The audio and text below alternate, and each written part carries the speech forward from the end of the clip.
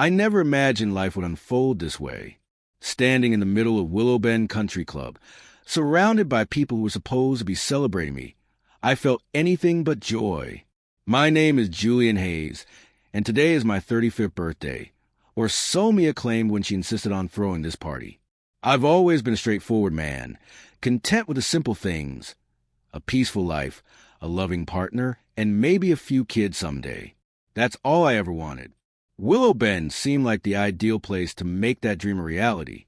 It's one of those quaint small towns you see in films, with tree-lined streets, warm smiles, and a sense of community where everyone knows your name. When I met Mia Grant 3 years ago, I thought I'd struck gold. She was breathtaking, long, dark hair, striking green eyes, and a smile that could brighten the darkest room. But it wasn't just her beauty that captivated me. She had a sharp mind, a unique perspective on life that drew me in. And, of course, she came from wealth. Her parents, Clive and Rosalind Grant, were pillars of the town, owning half the businesses on Main Street, hardware stores, boutiques, cafes, even the old movie theater with its flickering marquee. Me? I was just an outsider, a man who'd worked his way up from nothing. No family name, no inheritance, just a knack for technology and a relentless work ethic. I built my consulting firm from scratch, helping small businesses with their websites and systems. It wasn't glamorous, but it paid the bills. Mia claimed she loved me for it, for my determination, my drive. I believed her. I thought we were a team.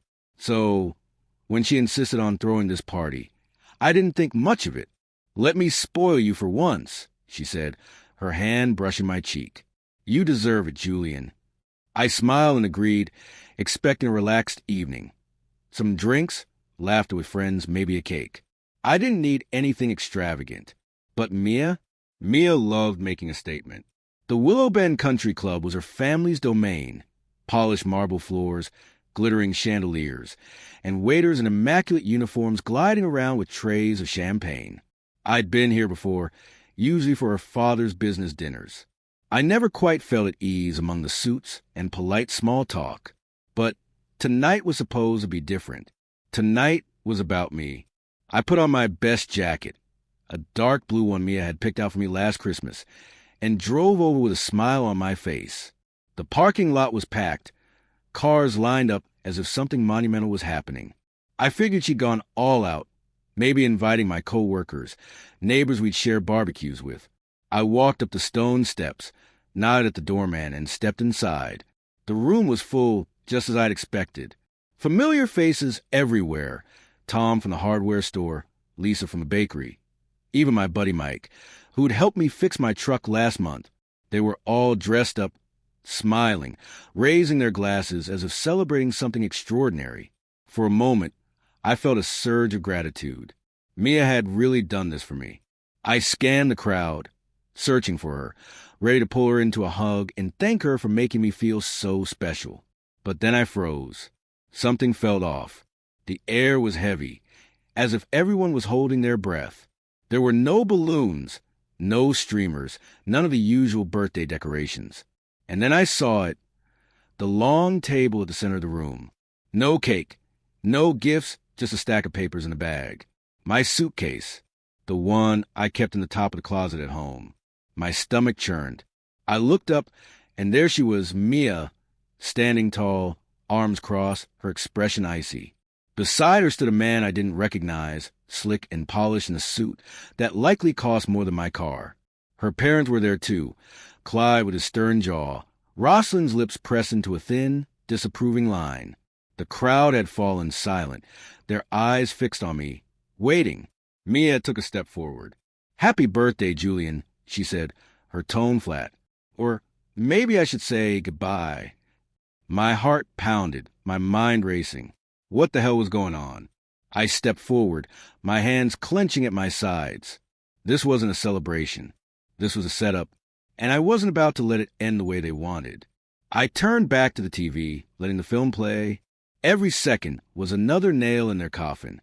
I wasn't stopping it. My phone buzzed, 1,000 viewers now. The news was spreading fast. I leaned in close to Mia, my voice low, meant only for her ears. "You should have known better," I said. I don't break easily. She didn't respond, just stared at me as if seeing me for the first time. Maybe she was. I stepped back, letting Dana take control. Her voice sliced through the chaos like a blade. We're just getting started, she announced to the Grants. You'll be hearing from us and the police very soon. I stood there, watching it all unfold, feeling the balance of power shift. They'd thrown this fake celebration to push me out, but I turned it into their undoing. And I wasn't finished yet. The Willow Bend Country Club was in complete disarray, the commotion I'd unleashed swirling like a storm. The massive screen still flickered, replaying Clive's confession of fraud and Mia's affair with Caleb on a loop for anyone with a phone to witness. Over 1,000 people were now watching online, and the room was a cacophony of shouts, gasps, and camera flashes. My lawyer, Dana Roth, stood beside me, cool and unshakable, her court order spread across the table like a winning hand. My suitcase and their fabricated documents were still there, but they no longer mattered. This wasn't about me leaving. It was about them losing. Mia's face was pale, her hands clenched into fists. For the first time, I saw fear in her eyes. Caleb had retreated, lurking at the edge of the crowd as if hoping to slip away unnoticed. Clive was shouting, his voice hoarse, while Rosalind dabbed at her tears with tissue, struggling to maintain her composure. The crowd was feeding off the chaos, some horrified, others cheering, all of them captivated by the drama. And me? I felt alive, as if I'd finally reclaimed what they'd tried to steal. Dana flipped through her folder, her voice cutting through the noise. Mia, you've been misusing joint assets for months, she said, holding up a bank statement with my name on it. You funneled money into shell companies, thinking Julian wouldn't notice. But he did. And under state law, that entitles him to a spousal transfer, 30% of Grant Holdings is now his, effective immediately. Her words hit like a bomb. Mia lunged at me, her nails clawing the air. You think you're clever? She spat, her voice trembling with rage. I sidestepped her, staying calm, letting her stumble past me. No, I said, locking eyes with her. Just thorough. She froze, breathing heavily, as if she couldn't believe I'd turned the tables. Clive tried to bolt, shoving his way through the crowd, but the doors swung open again. 2 police officers stepped in. Mr. Grant, one of them said, his tone flat, you're needed for questioning regarding corporate fraud. Let's go. Clive stopped dead in his tracks, his face going slack. Reporters were already swarming, snapping photos, their camera flashes lighting up the room like fireworks. I picked up the divorce papers from the table, grabbed a pen from Dana, and signed them right then and there, on my terms, not theirs. The crowd surged, people pressing closer, shouting questions. Is it true? Someone yelled. Did you set him up?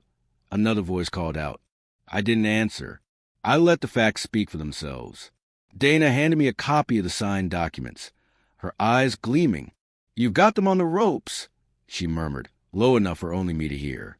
They thought this marriage was a financial strategy, a way to use you as their front. Now they're paying for it. I nodded, feeling the weight of the moment settle in. I'd walked in here expecting a birthday party. Instead, I'd been handed a knife in the back. But I'd turn it around and stab them with their own blade. Rosalind tried to shout over Dana, her voice shrill. This is ridiculous. We'll fight this. But Dana just smiled, cool and deadly. Go ahead, she said. We've got more where this came from. I looked at Mia again, watching her unravel. She'd always been the strong one, the one who held everything together. But now, she was falling apart. Julian, she said softly, almost pleading, you don't have to destroy us. I tilted my head, studying her. You destroyed yourselves. I replied, the moment you started lying, sneaking around and planning this. I'm just cleaning up the mess. Her lips trembled, but she didn't argue. She couldn't. The truth was out there, playing on that screen, spreading across the internet. Caleb muttered something to her, but she ignored him, her eyes still locked on me. I didn't care about him. He was just a pawn in their game, just as I had been. But I wasn't a pawn anymore. I was the one calling the shots. The officers moved in, guiding Clive toward the door. He didn't resist, just shuffled along, his head down. Rosalind followed, still clutching her tissue, her sobs growing louder. The reporters swarmed them, microphones thrust forward, questions flying. Mr. Grant, did you falsify records?